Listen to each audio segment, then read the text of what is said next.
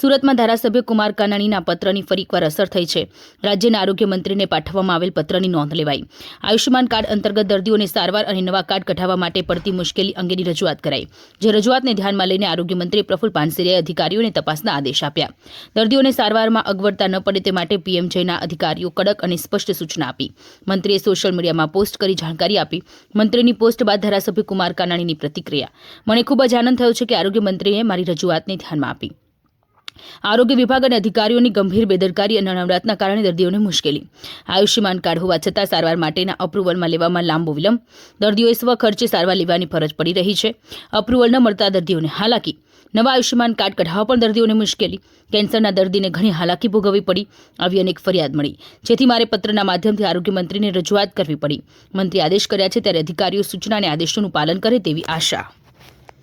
જે આપના દ્વારા પત્ર લખવામાં આવ્યો છે, શું છે? આયુષ્યમાન કાર્ડ આરોગ્યની યોજના એ ગરીબ અને મધ્યમ વર્ગના લોકો માટે ખૂબ સારી યોજના છે. આશીર્વાદ રૂપી યોજના છે અને સરકાર પણ આ યોજનાનો લાભ ગરીબ અને મધ્યમ વર્ગના દર્દીઓને મળે એના માટે ખૂબ પ્રયાસો કરે છે. સરકારની મનસા ખૂબ સારી છે, પરંતુ આરોગ્ય વિભાગની બેદરકારીને કારણે, અધિકારીઓની અણાવડતને કારણે આ યોજનાનો લાભ લોકોને લેવામાં ખૂબ મુશ્કેલી પડે છે, તકલીફ પડે છે. મારી પાસે ઘણું બધું આ કાર્ડનું જે લોકોને મુશ્કેલી પડે છે એનું લિસ્ટ છે. એમાં એક દાખલો આપું તો કિડનીનું ગંભીર બીમારીની સારવાર દર્દી લઈ રહ્યો છે. 4/12/2025 રોજ એપ્રુવલ માટે મૂક્યું છે. 12 દિવસ સુધી એપ્રુવલ મળ્યું નથી. રોજનો 30,000નો ખર્ચ છે.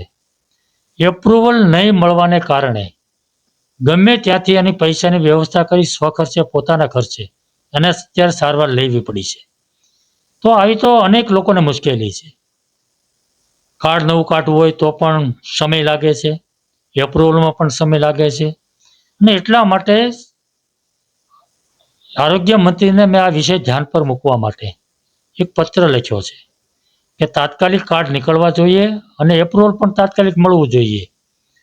આનંદની વાત છે કે આરોગ્ય મંત્રીએ મારા પત્રની નોંધ લીધી છે અને એક્સ પર એણે લખ્યું છે કે મેં કડક સૂચનાઓ આરોગ્ય વિભાગને આપી છે, અધિકારીઓને આપી છે.